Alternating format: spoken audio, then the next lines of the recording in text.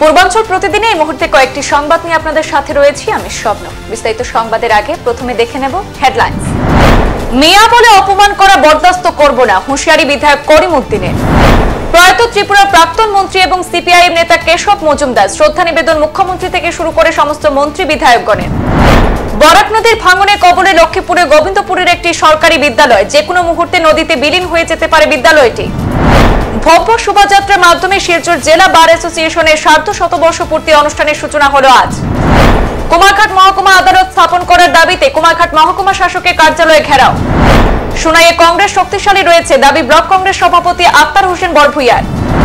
ধনেহরিতে আহলে সুন্নতের সম্মেলনে মানুষের ঢল, ঐক্যবদ্ধভাবে কাজ করার আহ্বান। লাল বাহাদুর শাস্ত্রী প্রয়াণ দিবসে শিলচর প্রেস ক্লাবের স্মরণ সভা। সলগই হাই স্কুলে সুবর্ণ জয়ন্তী বর্ষ উদযাপন অনুষ্ঠানে উপচে পড়া ভিড় নবীন এবং প্রবীণদের। অনূর্ধ্ব 15 বিভাগে ক্রিকেট টুর্নামেন্টের শুভ উদ্বোধন অনুষ্ঠান বিলোনিয়ায়।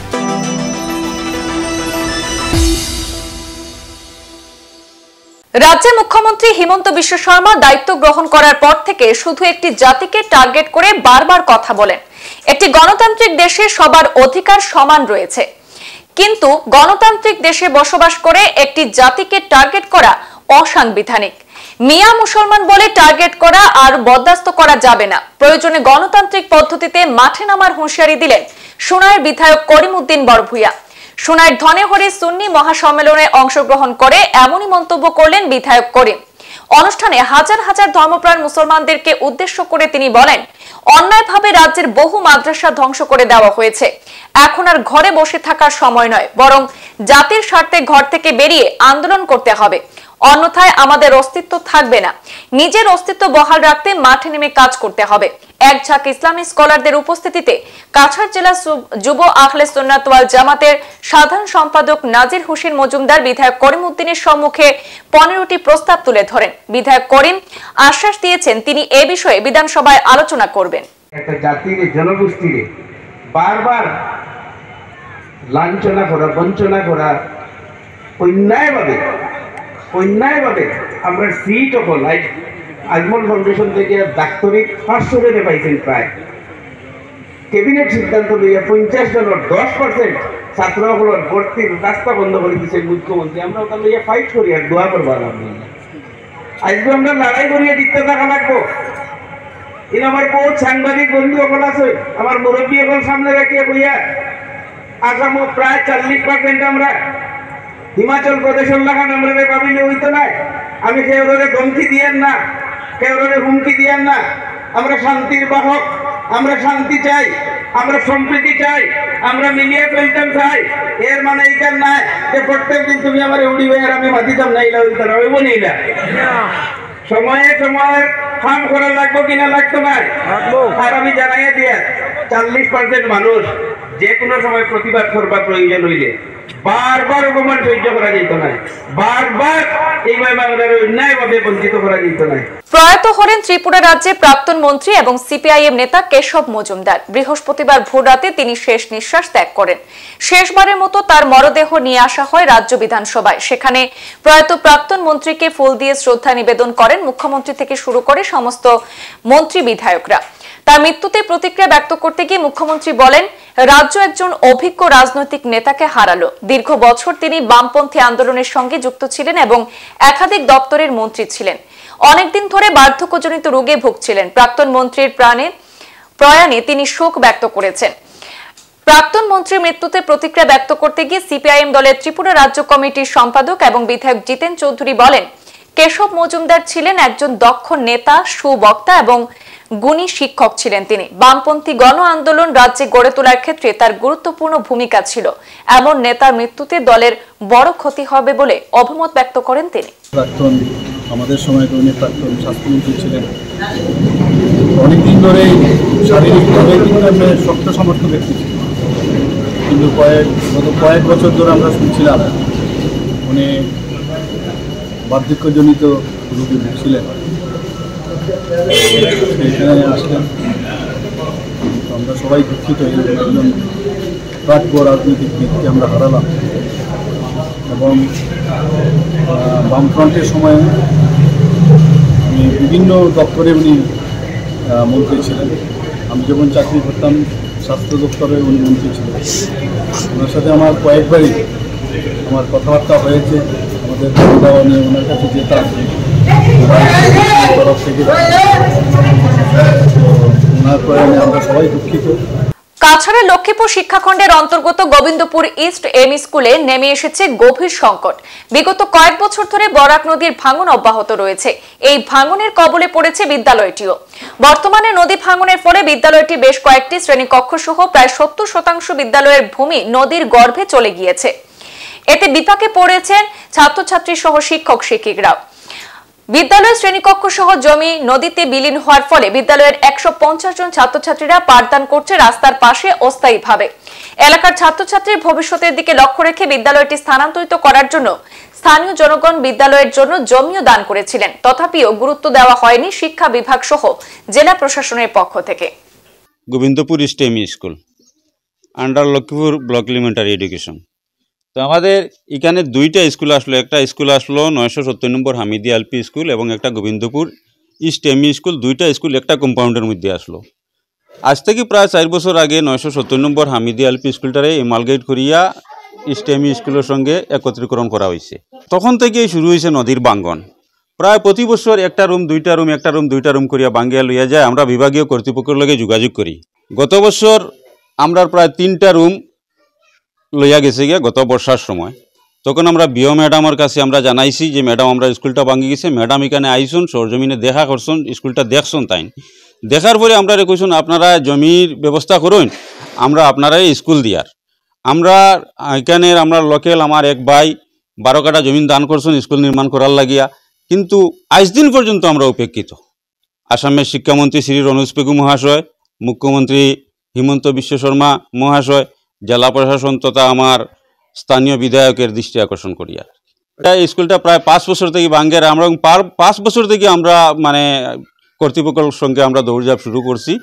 আমরা বারবার প্রতিশ্রুতি দেওয়া হয় কিন্তু আমরা উপেক্ষিত। বর্তমানে রাস্তা টেম্পোরারি শেড নির্মাণ করছি, একটা আইসিডিএস রুম আসলে এই আইসিডিএস রুমে আমরা বাচ্চারা পড়াইয়া রাস্তাত অস্থায়ী শেড বানাইয়া বাচ্চাগুলারে পড়াশোনা করা হওয়ার এমন অবস্থা যে কোনো সময় বড় রকম দুর্ঘটনা মানে এখানে হইতে পারে, এই ব্যাপারে আমরা আতঙ্কিত। শিলচর জেলা বার অ্যাসোসিয়েশনের 3 দিন ব্যাপী সার্ধ শতবর্ষের শুভ সূচনা হলো আজ বৃহস্পতিবার। এদিন থিম সং, বার সং এবং সংস্থার লগো উদ্বোধনের পাশাপাশি শহরে এক ভব্য সাংস্কৃতিক শোভাযাত্রার আয়োজন করা হয়। উক্ত শোভাযাত্রায় শিলচর অ্যাডভোকেট অ্যাসোসিয়েশন, করিমগঞ্জ হাইলাকান্দি জেলা বার অ্যাসোসিয়েশন এবং শিলচর আইন মহাবিদ্যালয় সহ জেলার বিভিন্ন জাতিগোষ্ঠীর মানুষ উৎসাহের সঙ্গে অংশগ্রহণ করে শোভাযাত্রাকে সফল করে তোলেন। শোভাযাত্রা শেষে জেলা ও দায়রা জজ প্রাঙ্গণে অনুষ্ঠিত হয় বিভিন্ন জনগোষ্ঠীর সাংস্কৃতিক অনুষ্ঠান।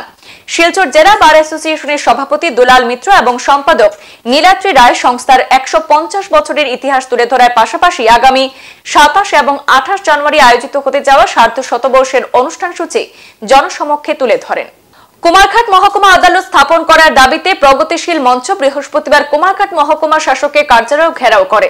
এতে এসডিএম অফিসে কাজকর্ম ব্যাহত হয়। প্রসঙ্গত, কুমারঘাট মহকুমা আদালত ফটিকরা স্থাপন করার জন্য জমি দেখা হয়, আর এতে কুমারঘাটের একাংশ নাগরিক এই সিদ্ধান্তের বিরুদ্ধে আন্দোলন শুরু করে এবং কুমারঘাট শহর এলাকায় বেশ কয়েকটি স্থানে দফায় দফায় অবরোধ এবং বিক্ষোভ করে স্থানীয় জনগণ। যানবাহন থেকে শুরু করে স্কুলের ছাত্রছাত্রী, বাজারের নিত্যযাত্রী, বিভিন্ন সরকারি অফিস কর্মচারীরাও রাস্তা অবরোধের ফলে আটকা পড়েন। এতে সকাল থেকে কুমারঘাট শহর এলাকায় উত্তপ্ত হয়ে ওঠে। দফায় দফায় এই রাস্তা অবরোধ বিকাল 3টা পর্যন্ত থাকে এবং অবশেষে প্রত্যাহার করা হয় বলে জানান কুমারঘাট মহকুমা শাসক সুব্রত কুমার দাস। এই ঘটনাকে কেন্দ্র করে ঊনকোটি জেলার অতিরিক্ত জেলা শাসক এবং বিভিন্ন প্রশাসনিক আধিকারিকরা অবরোধ স্থলে ছুটে যান। আমরা ইনফরমেশন পাইছি যে বাজার কমিটি এবং কিছু ক্লাবস এবং স্থানীয় লোকরা তারা একটা রাস্তা অবরোধ করছে। তার দাবি ছিল যে প্রস্তাবিত sub divisional judicial magistrate court করার কথা, এটা কুমারঘাট মধ্যে করার জন্য তারা দাবি রাখতেছে। তো স্যার বর্তমানে কি অবস্থা আছে? এখন ওই তার সঙ্গে আমরা কথাবার্তা আমরা করলাম আজকে। তার যে দাবিগুলি আছে এটা আমরা উপর মহলে অলরেডি আমরা জানাই দিছি, আর উপর মহল থেকে নির্দেশ আসার পরে পরবর্তী পদক্ষেপ নেওয়া হবে, এটাও আমরা তাদেরকে জানিয়ে দিয়েছি। দেখতে পেলাম যে সকাল থেকে কয়েকটি স্থানে অবরোধ সংগঠিত হয়েছে, সেটা নিয়ে কি বলবেন স্যার? কি কোন কোন স্থানে হয়েছে অবরোধ? এটা আপনারা এসডিএম অফিসের সামনে হয়েছে, তারপরে নেতাজি চৌমুনি, ভগৎ সিং চৌমুনি এইসব এরিয়ার মধ্যে ব্লকেড করা হলো। সোনাইয়ে কংগ্রেস শক্তিশালী রয়েছে এই দাবি করলেন ব্লক কংগ্রেস সভাপতি আক্তার হোসেন বড়ভূঁইয়া। বৃহস্পতিবার বিকেলে ব্লক কার্যালয়ে এক সাংবাদিক সম্মেলনে কথা বলতে গিয়ে আক্তার হোসেন ওরফে আক্কা জানান, নেতৃত্বহীন সোনাই কংগ্রেস বলে অপপ্রচার চালাচ্ছে একটি চক্র। বিজেপি প্রাক্তন বিধায়ক আমিনুল হক লস্কর কংগ্রেসে ফিরতে তার একটি চক্র এই অপপ্রচার চালাচ্ছে। তিনি বলেন, আমিনুল বিধায়ক থাকাকালীন সোনাই থেকে কংগ্রেস মুক্ত করতে চাইছিলেন। কংগ্রেস অচল নোট আখ্যা দিয়ে কটাক্ষ করেছিলেন, কিন্তু তা সফল হয়নি, বরং কংগ্রেস আরো শক্তিশালী হয়েছে। প্রাক্তন বিধায়ক নিজের রাজনৈতিক ভবিষ্যৎকে সুরক্ষা করতে কংগ্রেসে যোগদান করতে চাইছেন বলে তাদের অভিযোগ। তবে দলে যোগ দেওয়ার আগে কংগ্রেসকে নিয়ে করা অপমানসূচক বক্তব্যে প্রকাশ্যে ক্ষমা চাইতে আমিনুলকে বলেন ব্লক সভাপতি। আমরা বিগত কিছুদিন আগে দেখছি যে সোশ্যাল মিডিয়ার পত্রপত্রিকা দেখছি যে আমাদের প্রাক্তন ডেপুটি স্পিকার উনি নাকি শুনছি যে কংগ্রেসের দোত্রা, এবং এটার মধ্যে দেখা গেছে পত্রিকাত আইসে ওগুলা কথা সোনাই ব্লক সোনাই সমষ্টির বিভিন্ন মন্ডল আর ব্লক প্রেসিডেন্ট হলে চাইছে যে কংগ্রেসে তাই আওয়ার লাগিয়া, কিন্তু আমরা এখানে উপস্থিত মন্ডল সভাপতি হল আসুন আমার বর্তমান সোনাই ব্লক কংগ্রেসের আমি তো নিজের সভাপতি, আমি তো চাইছি না আমরা কংগ্রেস দলে তো কোনো দল থেকে কোনো নেতৃত্ব দেওয়ার লাগে সবাই টানিয়ে আনা হয় না। আমি তো চাইছো না, এবং আমার মন্ডল সভাপতিও কেউ চাইছে না। হয়তো প্রাক্তন মন্ডল হইতে পারবেন বা প্রাক্তন কোনো কংগ্রেসই হইতে পারবেন, চাইতে পারবেন, কিন্তু পত্রিকার দিকে তো ক্লিয়ার হওয়া হয়েছে না, তাই ডাইরেক্ট পত্রিকাত লেখা হয়েছে সোনাই সমষ্টির মন্ডল ব্লক কংগ্রেস সবে চাইছে আমি কংগ্রেস যাওয়ার লাগে। এটা সম্পূর্ণ আমার মনে হয়, জানি না এটা কতটুকু সত্য মিথ্যা এটা হইতে পারে না, কিন্তু আমরা ব্লক কংগ্রেস আমরা মন্ডল সব অ্যাক্টিভ, আগেও আসলো এখনো আসছে। সোনাইয়ের ধনেহরিতে কাছাড় জেলা আহলে সুন্নাত ওয়াল জামাতের আয়োজিত মহাসম্মেলনে জনসমুদ্রে পরিণত হয়েছে। ঠাসা কর্মসূচির মাধ্যমে দিনরাত চলে এই অনুষ্ঠান। জেলা সভাপতি শাহ সুফি জমিলুন নবী চৌধুরী বাগপুরীর পৌরোহিত্যে অনুষ্ঠিত সম্মেলনে প্রধান অতিথি হিসাবে উপস্থিত থেকে বক্তব্য রাখেন উত্তর পূর্বাঞ্চল আহলে সুন্নাতের মুখ্য উপদেষ্টা আল্লামা শারিমুল হক। তিনি ঐক্যবদ্ধভাবে কাজ করতে আহ্বান জানান। কোন সময় মতান্তর হতে পারে, তবে সেটা যেন মনান্তর না হয় এর প্রতি খেয়াল রাখতে বলেন তিনি। মুখ্য আলোচক হিসাবে যোগ দেওয়া বাংলাদেশের মুফতি মাওলানা আলাউদ্দিন জেহাদি কোরআন এবং হাদিসকে সামনে রেখে তাৎপর্য আলোচনা করেন। বিশেষ অতিথি হিসাবে দরং জেলার মুফতি মুকিবুর রহমান আজহারি এবং পশ্চিমবঙ্গের আবুল কালাম আজাদ আলোচনা করেছেন। এদিনের অনুষ্ঠানে ওলামায়ে আহলে সুন্নাত এবং সুফিয়ানে আজমরা একই মঞ্চ থেকে জামাতের কাজকর্মকে এগিয়ে নিয়ে যাওয়ার আহ্বান জানান। এদিন জেলা কমিটির তরফে সরকারের কাছে বিভিন্ন দাবি দাওয়া পেশ করা হয়। আগামী দিনের জামাতে বিভিন্ন কর্মসূচির পরিকল্পনাও শোনানো হয়। ভারতের দ্বিতীয় প্রধানমন্ত্রী লাল বাহাদুর শাস্ত্রীর সঙ্গে এই উপত্যকার এক নিবিড় যোগ রয়েছে। ভাষা আন্দোলনের পর রাজ্য সরকারের সঙ্গে যে চুক্তি হয় সে সময় কেন্দ্রীয় স্বরাষ্ট্রমন্ত্রী ছিলেন লাল বাহাদুর শাস্ত্রী। মূলত তার নির্দেশে রাজ্য সরকার বরাকে বাংলা ভাষা লঘু করে, যা পরবর্তীতে শাস্ত্রীয় ফর্মুলা নামে খ্যাত। লাল বাহাদুর শাস্ত্রী প্রয়াণ দিবসে শিলচর প্রেস ক্লাবে আয়োজিত স্মরণ সভায় বক্তব্য রাখতে গিয়ে এই কথাগুলি বলেন উপত্যকার অন্যতম লেখক, কবি, সাংবাদিক অতীন দাস। শিলচর প্রেস ক্লাবে বৃহস্পতিবার আয়োজিত হয় লাল বাহাদুর শাস্ত্রী স্মরণ সভা। উপস্থিত ছিলেন বিশিষ্ট সমাজসেবী মৃদুল কুমার ধর, আকসা উপদেষ্টা রূপম নন্দী পুরকায়স্থ, প্রেস ক্লাবের সাধারণ সম্পাদক শঙ্কর দে, সহ সম্পাদক পাপলু দাস প্রমুখ। সভায় উপস্থিত বক্তারা শাস্ত্রীজির মৃত্যু রহস্য ভেদ করার জন্য বর্তমান কেন্দ্রীয় সরকারের কাছে দাবি জানান। ভারতবর্ষের বরেণ্য রাজনীতিবিদ, প্রধানমন্ত্রী হিসেবে যিনি কার্যত এদেশের এক নতুন ইতিহাস তৈরি করেছিলেন, লাল বাহাদুর শাস্ত্রীর আজ ৫৮তম প্রয়াণবার্ষিকীতে বরাক নাগরিক সংসদের পক্ষ থেকে আমরা তার স্মৃতির উদ্দেশ্যে বিনম্র প্রণতি নিবেদন করছি। লাল বাহাদুর শাস্ত্রী তার যে মর্মান্তিক প্রয়াণ ঘটেছিল, আজও কিন্তু সেটিকে আমরা রহস্য মৃত্যু বলে মনে করি। 1963 সালের 10 জানুয়ারি সোভিয়েত রাশিয়ার অঙ্গরাজ্য উজবেকিস্তানের রাজধানী তাশকন্দে ভারত পাক যুদ্ধের যে চুক্তি সম্পাদিত হয়েছিল সেটি সম্পন্ন হওয়ার পর 11 জানুয়ারি তার সেই রহস্য মৃত্যু ঘটে। আজও কিন্তু এই রহস্য মৃত্যুর কোনো ধরনের তদন্ত হয়নি বলেই আমরা মনে করি। কার্যকর কোনো কিছুই এত বছরে প্রকাশ্যে আসেনি। এটি ভারতবাসী হিসেবে আমাদের সকলের কাছেই অত্যন্ত পরিতাপের, অত্যন্ত দুঃখজনক একটি অধ্যায় বলে আমরা মনে করি। 50 বছর পূর্তি উপলক্ষে 11 এবং 12 জানুয়ারি দুদিন ব্যাপী পাথারকান্দি শিক্ষাখণ্ডের লোয়ারপোয়া ব্লকের হাতিকেরা জিপির সলগই হাই স্কুলে সুবর্ণ জয়ন্তী বর্ষ উদযাপন অনুষ্ঠান পালিত হচ্ছে। এ নিয়ে বিশাল আয়োজন করা হয়েছে অ্যালুমনি কমিটির পক্ষে। এর আগে স্কুলের সুবর্ণ জয়ন্তী পালন নিয়ে গত 1 বছর ধরে স্কুলে ধাপে ধাপে বিবিধ অনুষ্ঠান পালিত হয়। মূল অনুষ্ঠানগুলি অনুষ্ঠিত হয় বৃহস্পতিবার এবং শুক্রবার। প্রথম দিনের অনুষ্ঠানে বিবিধ কার্যসূচির মধ্যে স্কুল চত্বরের নবীন প্রবীণ পড়ুয়া সহ শিক্ষক শিক্ষয়িত্রীদের মিলনে অনুষ্ঠানে ভিন্ন মাত্রা এনে দেয়। মিলন উৎসবে পরিণত হয় স্কুল প্রাঙ্গণ। এদিন নির্ধারিত কর্মসূচির পাশাপাশি প্রবীণ পড়ুয়াদের সংবর্ধনা জ্ঞাপন করা হয় আয়োজক কমিটির পক্ষে। এতে অনেক প্রবীণ পড়ুয়ারা বক্তব্য রাখতে গিয়ে বিগত দিনে নিজেদের উপলব্ধি সহ তৎকালীন শিক্ষাগুরুদের অবদান সম্পর্কে আলোকপাত করেন। আমি এই স্কুলের একজন সহশিক্ষক। আজকে অনেক দিন হয়েছে, আমারই অনেক দিন হয়ে গেছে আমি এই স্কুলে শিক্ষকতা করছি।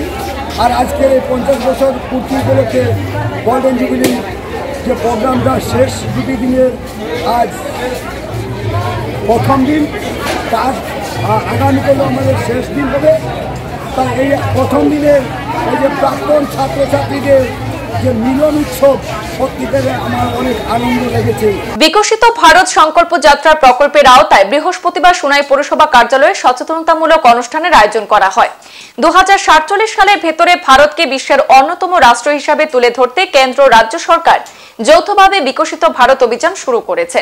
এই অভিযানের মূল উদ্দেশ্য হচ্ছে সরকারের উন্নয়নমূলক প্রকল্পগুলি সাধারণ জনগণের কাছে তুলে ধরা। অনুষ্ঠানে কৃষি বিভাগ, স্বাস্থ্য ও পরিবার কল্যাণ বিভাগ, পিএম সেবা নিধি, পিএম কিষাণ, PMAY, আয়ুষ্মান ভারত, ICDS, উজালা গ্যাস কানেকশন, জেলা শিল্প কেন্দ্র, ম্যালেরিয়া, ডেঙ্গু, যক্ষা রোগ নিয়ে সরকারের সুযোগ সুবিধা এবং প্রতিকার নিয়ে বিভাগীয় আধিকারিকরা বক্তব্য রাখেন।